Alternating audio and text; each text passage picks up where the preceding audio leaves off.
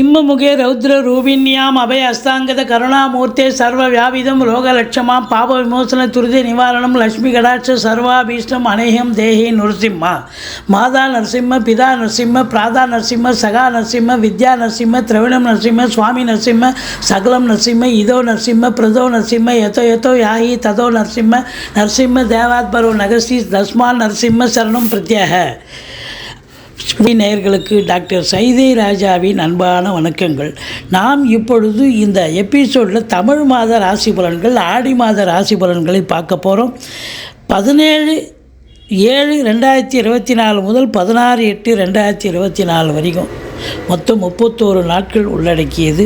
வாக்கிய பஞ்சாங்க அடிப்படையில் கிரகங்கள் தனுசு ராசி காலபுருஷனுக்கு 9வது ராசி. குரு பகவான் ஆட்சி பெறும் வீடு. இப்பொழுது குரு பகவான் ரிஷபத்தில் இருக்கிறார். மூலம், பூராடம், உத்திராடம் முதல் பாதம் உள்ளடக்கிய தனுசு ராசியில் பிறந்த அன்பர்களுக்கு இந்த ஆடி மாத கிரகங்கள் எப்பேற்பட்ட பலனை வழங்கப் போகிறது? சுமாராக இருக்குமா இல்லை சூப்பராக இருக்குமா அப்படிங்கிற ஒரு நிலை. அதாவது காலம் கிரகங்கள் கையில். கிரகங்கள் சாதகமாக இருந்தால் நீங்கள் நன்றாக இருப்பீர்கள். கிரகங்கள் பாதகமான சஞ்சார நிலையில் இருந்தால் உங்களுக்கு தொந்தரவுகள், பிரச்சனைகள் வரக்கூடும். ஸோ நேரம் நல்ல நேரமா அப்படின்னு பார்க்கும்பொழுது கிரகங்களுடைய சஞ்சார நிலையை கையில் எடுக்கணும். சனி பகவான் பொறுத்தவரையிலையும் 3ஆம் இடத்துல இருக்கிறது சிறப்பு தான் என்றாலும் கூட அவர் வக்ரம் பெற்றிருப்பதால் 3ஆம் வீட்டு பலனை செய்ய மாட்டார். 2ல் இருந்தால் என்ன செய்வாரோ அதை செய்வார். அப்போ 2லன்னா 7 சனி, குடும்பஸ்தானத்தில் சனி, வாக்குஸ்தானத்தில் சனி. அப்போது பிரச்சனைகளை தருவாரா? கண்டிப்பாக தருவார். அப்போ இந்த தனுசு ராசி அன்பர்களுக்கு இந்த சனி வக்ரம் 140 நாள் வக்ரம் அடையுது பாருங்கள். இந்த 140 நாளும் தனுசு ராசியில் பிறந்தவர்களுக்கு காரியம் கைகூடுமா அப்படின்னா கேள்விக்குறி தான். நல்லா போயிட்டு இருந்ததுங்க, என்னான்னு தெரியல, திடீர்னு அப்படியே ஸ்டபனாக நின்று போச்சு, கடப்பில் போட்ட மாதிரி ஆகிப்போச்சு. எந்த ஒரு காரியமும் கைகூடி வரலங்க. குடும்பத்தில் சண்டை வருது, சச்சரவு வருது, பிரச்சனை வருது, பிரிவினை வருது. அது மட்டும் இல்லை, கொடுக்கல் வாங்கல் ஸ்மூத்தாக இருந்தது, இப்போ கொடுக்கல் வாங்கலே பிரச்சனையாக இருக்குங்க அப்படின்னு சொல்லக்கூடிய ஒரு நிலை ஏற்பட்டு விட்டது. அப்போ சனி பகவான் உங்களுக்கு சாதகமாக இல்லை, பாதகமாக இருக்கிறார். அப்போ சங்கடம் தீர்க்கும் சனி பகவானே மங்களம் பொங்க மனமை தருள்வாய், சச்சரவின்றி சனீஸ்வர தேவை இச்சகம் வாழ்க இன்னருள் தாத்தா. இந்த சுலோகத்தை சொல்லுங்கள். சனி பகவானை வழிபாடு செய்யுங்க. எள்ளெண்ணெய் தீபம் ஏற்றிட்டு வாங்க. ஓரளவுக்கு தலைக்கு வர்றது தலைப்பாயிடம். அது மட்டும் இல்லை, இளைய சகோதர சகோதரிகள் உங்களுக்கு எதிர்ப்பாக இருப்பார்கள். இந்த பிரயாணம், தூரதேச பிரயாணத்துக்காக நீங்கள் காத்துட்டு இருந்தவங்க உங்களுக்கெல்லாம் பார்த்தீங்கன்னா இப்போ கைகூடி வராது. எடுத்த காரியங்கள் ரொம்ப டிலே ஆகுதுங்க. முயற்சி ஸ்தானம் சரியாக இல்லை. நல்லா தான் முயற்சி எடுக்கிறோம், ஆனால் முயற்சி சரியாக சக்ஸஸ் ஆக மாட்டேங்குது அப்படின்னு சொல்லக்கூடிய நிலை. சரி, நேரம் நல்ல நேரமா அப்படின்னா அந்த சனியினுடைய நிலையை வச்சு சரியில்லைன்னு சொல்லலாம். அப்போ குரு அவரும் போய் 6ல் உட்காந்துட்டாருங்க. குரு 6ஆம் இடத்துல, குரு ஊரில் பகைன்னு சொல்லுவாங்க. அப்போது ஸ்தான பலமா என்று சொன்னால் ஸ்தான பலம் இல்லை. சரி, அப்போது உங்களுக்கு பார்வை பலத்தால் நல்லது நடக்குமா அப்படின்னு பார்த்தீங்கன்னா கண்டிப்பாக குரு பார்வை கோடி நன்மை. 10ஆம் இடத்தை குரு பார்க்க போகிறார். சூப்பர்.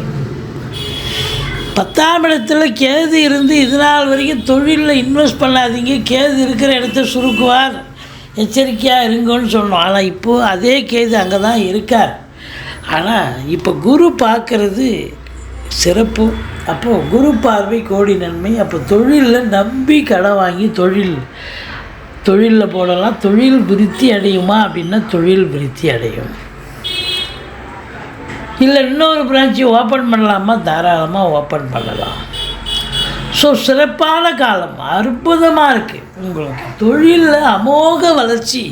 இந்த தனுசு ராசியில் இருக்கக்கூடியவர்களுக்கு தொழிலில் ஒரு அமோக வளர்ச்சியை எதிர்பார்க்கலாம். நீங்கள் எதிர்பார்த்ததை விட வளர்ச்சிகள் இரட்டிப்பாக இருக்கும். நல்ல வருமானங்கள் இருக்கும். சந்தோஷங்கள் இருக்குமா அப்படின்னா சந்தோஷமாக இருக்கும். உத்தியோகத்தில் இருக்கிறவங்களுக்கு பதவி உயர்வு, ஊதிய உயர்வு, தேவையான இடத்துக்கு ட்ரான்ஸ்ஃபர் வாங்கிட்டு போகிறது, சந்தோஷமாக மேலதிகாரி சக ஊழியர்கள் டார்ச்சர் இல்லாமல் கௌரவமாக மற்றவர்கள் பாராட்டக்கூடிய ஒரு நிலை உங்களுக்கு நிர்வாகமே பாராட்டும். அந்த அளவுக்கு அற்புதமான காலம், சிறப்பான காலம். இல்லை நான் படித்து முடிச்சிருக்கேன், வேலைக்கு போகலாமா இல்லை தொழில் பண்ணலாமா, ஒரு ஜோசியர்கிட்ட அணுகி எது உங்களுக்கு சிறப்பாக வரும்னு பார்த்து அதில் நீங்கள் இறங்கலாம். கடகண்ணி வைக்கலாமா இல்லை தொழில் பண்ணலாமா, பண்ணலாம். இல்லை உத்தியோகத்துக்காக முயற்சி பண்ணால் எந்த துறையில் நீங்கள் முயற்சி பண்ணுறீங்களோ அந்த துறையில் உங்களுக்கு சக்ஸஸ் ஆகி வேலைக்கு ஜாயின் பண்ணுவீங்க. ஸோ அப்போ தொழிலில் மேன்மை இருக்கும், உத்தியோக மேன்மை இருக்கும் அப்படின்னு சொல்லலாம். அடுத்தது பார்த்திங்கன்னா, தொழில் உத்தியோகம் நல்லா இருந்தால் 2ஆம் இடம் சிறப்பாக தான் இருக்கும். 2ஆம் இடம் நல்ல பண வரவு இருக்கும். என்னங்க 2ல் சனி இருக்குதுன்னு சொல்கிறீங்க? சனி அவருடைய வேலையை செய்வார். 3ல் இருக்கக்கூடிய சனி வக்ரம் பெற்றதால் 2ஆம் இடத்து வேலையை எடுத்து செய்வார், பிரச்சனையை கொடுப்பார். ஆனால் குரு பகவான் அவருடைய வேலையை, சுப வேலையை அவர் கண்டிப்பாக செய்வார். 2ஆம் இடத்தை குரு பார்க்குறார். திருமண வயதில் இருக்கிறவங்களுக்கு திருமணம் கைகூடும். வீட்டில் சுப நிகழ்ச்சிகள் நடத்துவீங்க. வெளியார் சுப நிகழ்ச்சிகளுக்கு செல்ல முடியும். வாக்கினை தொழிலாக கொண்டு செயல்படக்கூடியவர்களுக்கு ஃப்ளரிஷ் ஆகி, ஆனால் இவ்வளோ நாளாக எங்கேப்பா உங்கள் திறமை எங்கேப்பா ஒளிஞ்சு இருந்தீங்க, இவ்வளோ திறமையாக இருக்கே அப்படின்னு பாராட்டுதல் கூடக்கூடிய அளவுக்கு நீங்கள் உங்கள் திறமை வெளிப்பாடாகும், பளிச்சிடும். ஃபைனான்ஸையே தொழிலாக செய்யக்கூடியவர்களுக்கும் ரொம்ப அற்புதமான நேரம். இது நல்லா இருக்குது, ஒன்றும் குறை கிடையாது. ஆனால் சனி 2ல் இருப்பதான ஒரு நிலை இருக்கிறதால பொருளாதார ரீதியாக சிறப்பாக நல்ல பண வருவாய் வந்தாலும் கொடுக்கல் வாங்கல் வச்சிக்க வேண்டாம். கொஞ்சம் ஜாக்கிரதையாக இருங்க. சனி வக்ரம் பெற்றது சிறப்பல்ல, சாதகமல்ல. அப்போது நீங்கள் ரொம்ப எச்சரிக்கையாக இருந்துட்டிங்கனாலே பாதி பிரச்சனை சால்வ் ஆகிடும். எச்சரிக்கை தேவை. 4ல் ராகு இருக்குது பாருங்கள். மாத்திருஸ்தானம்னு சொல்லக்கூடிய இடம். அங்கே போய் ராகு உட்காந்துருக்கார் அப்படின்னு சொன்னால் என்ன பண்ணுவார்? ராகு இருக்கிற இடத்து பிரம்மாண்டத்தை பண்ணுவார். வீடு வாங்கலாமான்னு நினைப்பீங்க. ஒரு 30 லட்ச ரூபாயில் வீடு வாங்கலான்னா கடைசியில் 50 லட்ச ரூபாய்க்கு கொண்டாந்து விடுவார். இல்லை வண்டி வாங்கணும், கார் வாங்கலாம் அப்படின்னு நினைப்பீங்க. அதுவும் அப்படி தான், டபுள் த ரேட்டு. உங்களுக்கு 10 லட்ச ரூபா, அப்போ 5 லட்ச ரூபாயில் கார் வாங்கலான்னு பார்த்தா 10 லட்ச ரூபாயில் கொண்டாந்து விடுவார். பிள்ளைகளுடைய கல்வி சிறப்பாக இருக்கும். அவங்கள சாதாரண நிலையில் படிக்க வச்சா போதும், எங்கே இருந்தாலும் நல்லா படித்து வருவாங்கன்னா. ஆனால் அவங்க வெளிநாட்டுக்கு போய் பெரிய கல்வி படிக்கணும், பெரிய இன்ஸ்டியூஷனில் சேர்க்கணும், நீங்கள் அடம் பிடிச்சி படிக்க வைப்பீங்க. அவங்களும் நல்லா படிப்பாங்க. அப்போது உங்கள் சக்திக்கு மீறி நீங்கள் செலவு பண்ணக்கூடிய சூழல் இருந்தாலும் பிள்ளைகளுடைய நிலையும் சூப்பர் அப்படின்னு சொல்லலாம். ஆனால் 4ல் ராகு இருக்கிறது, தாய்க்கும் தேக ஆரோக்கிய குறைவு ஏற்படலாம். தாய் வழி சொந்தங்களும் உங்களுக்கும் பிரச்சனைகள் வரலாம். எச்சரிக்கையோடு இருக்கலாம். இந்த 5ஆம் இடத்து அதிபதி 6ஆம் இடத்துக்கு போயிட்டார். அப்போது குலதெய்வத்தினுடைய பிளெஸ்ஸிங் இருக்கா அப்படின்னா குருவோடு சேர்ந்திருக்கார். அப்போது குலதெய்வத்தை நீங்கள் எந்த அளவுக்கு வழிபாடு பண்ணுறீங்களோ அந்த அளவு உங்களுக்கு நன்மைகள் பயக்கும். பூர்வீகத்திலிருந்து நல்ல தகவல் வரும். பூர்வீகத்தில் இருந்து நல்ல காசு பணங்கள் சம்பாத்தியம் கிடைக்கும். அதனால் வருமானம் இருக்கும். பூர்வீகத்தில் ஏதாவது ஒரு இடம் வாங்கி போட்டிருப்பீங்க, காலி இடமா இருக்கும். நீங்கள் அந்த இடத்த வாடகை கொடுங்க, காலி இடத்த நாங்கள் ஒரு வண்டி வாகனம்லாம் வச்சுக்கணும். அதுக்கு நல்ல ஒரு மாதம் ஒரு வருமானம் வரும், நீங்கள் எதிர்பார்த்ததை விட அதிகம். அப்படி உங்களுக்கு பார்த்தீங்கன்னு சொன்னால் சிறப்பான ஒரு அமைப்பு. குருவும் செவ்வாயும் இணைந்து குரு மங்கள யோகம் ஏற்படுகிறது. 7ஆம் இடத்து அதிபதி 8க்கு போகிறது நல்லது தான், ஒன்றும் குறை கிடையாது. வாழ்க்கை துணை அல்லது மனைவியால் யோக பாக்கியங்கள் கிடைக்கக்கூடிய ஒரு மாதம்.